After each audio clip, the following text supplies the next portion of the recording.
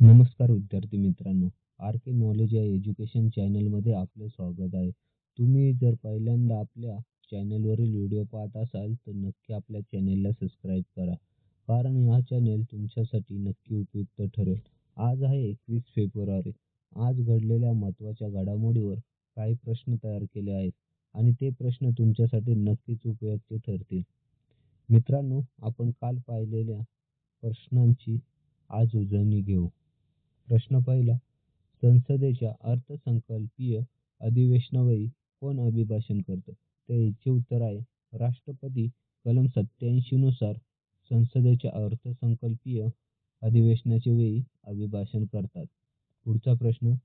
विमान अपघाताची चौकशी भारतात कोणती संस्था करतं? तर याचे उत्तर आहे AAIB म्हणजे एअरक्राफ्ट ॲक्सिडेंट इन्व्हेस्टिगेशन ब्युरो हे भारतातील विमान अपघाताची चौकशी करते. पुढचा प्रश्न पाहू.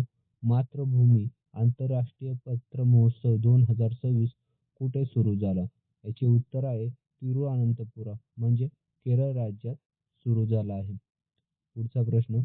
सॉलिड वेस्ट मॅनेजमेंट रूल्स 2026 हा कायदा कधी लागू होणार आहे?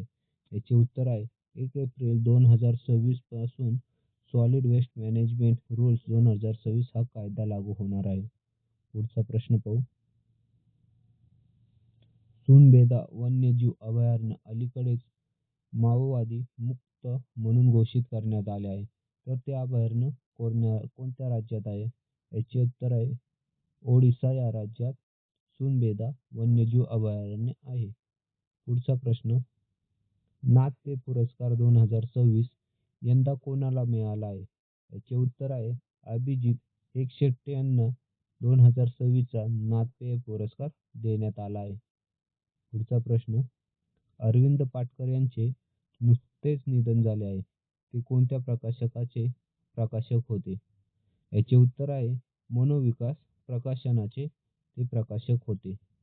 पुढचा प्रश्न पाहू. यंदाच्या प्रजासत्ताक दिन संचलनात राज्य आणि केंद्रशासित प्रदेशाच्या चित्ररथात प्रथम क्रमांक कोणत्या राज्याने मिळवला आहे?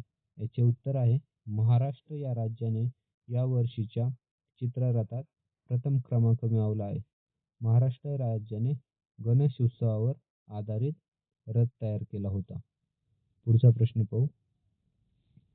आर्थिक अडचणीमुळे मुलींची माध्यमिक व उच्च माध्यमिक शिक्षण पूर्ण होण्यापासून ते वंचित राहतात.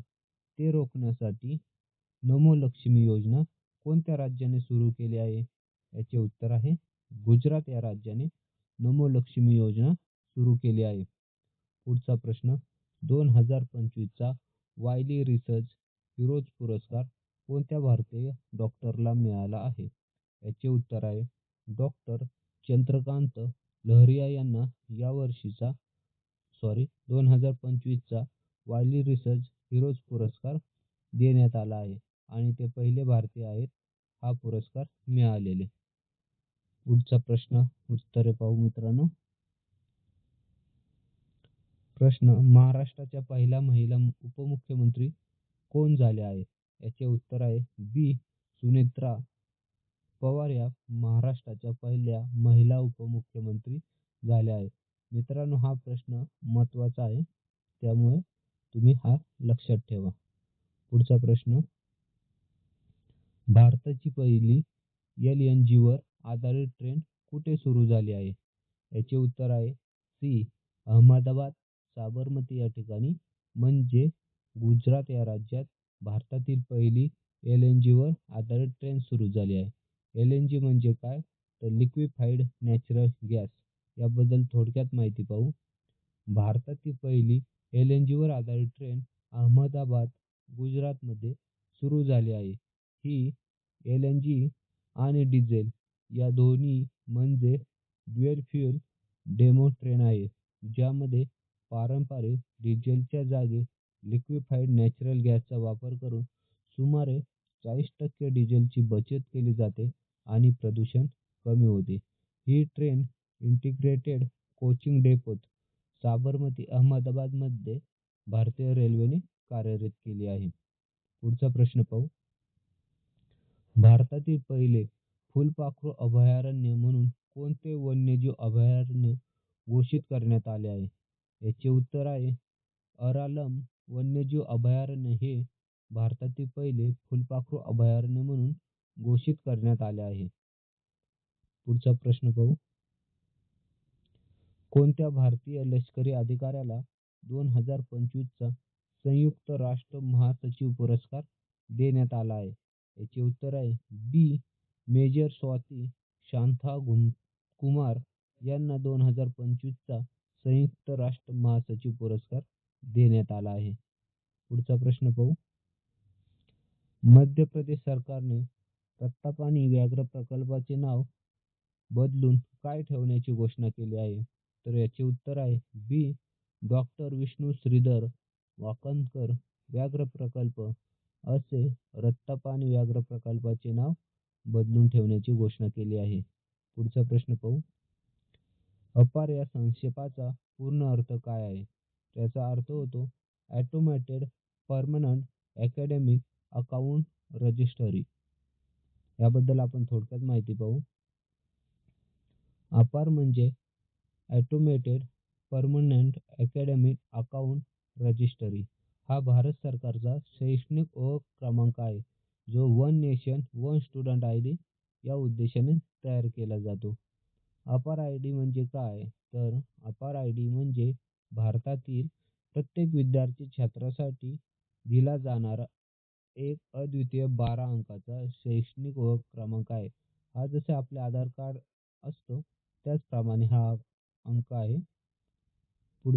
अपार हा क्रमांक आयुष्यातील संपूर्ण शैक्षणिक नोंदी म्हणजे त्यामध्ये परीक्षेचे गुण, व्यावसायिक प्रमाणपत्रे, डिग्री, स्कॉलरशिप, खेळ, अभ्यासक्रम इत्यादींचा समावेश असतो आणि हे डिजिटल स्वरूपात एकत्र ठेवण्यासाठी वापरला जातो.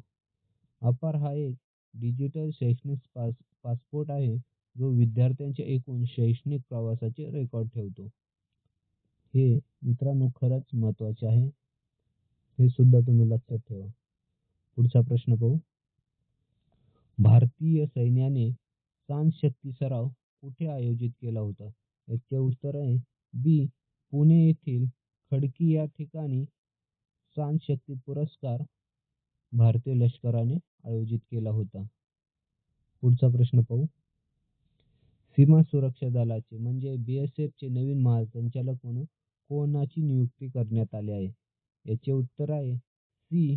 प्रवीण कुमार यांची BSFचे नवीन महासंचालक म्हणून नियुक्ती करण्यात आली आहे. पुढचा प्रश्न पाहू. इंडो तिबेटियन बॉर्डर पोलीस म्हणजे ITBPचे नवीन महासंचालक म्हणून कोणाची नियुक्ती करण्यात आली आहे? याचे उत्तर आहे ए. शत्रुजित सिंह कपूर यांची इंडो तिबेटियन बॉर्डर पोलीस महासंचालकपदी नियुक्ती करण्यात आली आहे. पुढचा प्रश्न पाहू. पर्यावरणाचा नोबेल म्हणून ओळखला जाणारा टायलर पुरस्कार 2026 कोणाला देण्यात आला आहे? याचे उत्तर आहे बी. डॉक्टर टोबी केअर्स यांना 2026चा टायलर पुरस्कार देण्यात आला आहे. मित्रांनो, आपण दर संडेला सोमवार ते शनिवारी घेतलेल्या प्रश्नांची उजळणी पाहत असतो. तो व्हिडिओ आपल्या चॅनेलवर अवेलेबल आहे. तो तुम्ही नक्की पहा. आणि हा व्हिडिओ तुम्हाला कसा वाटला कमेंटमध्ये नक्की सांगा. Thank you.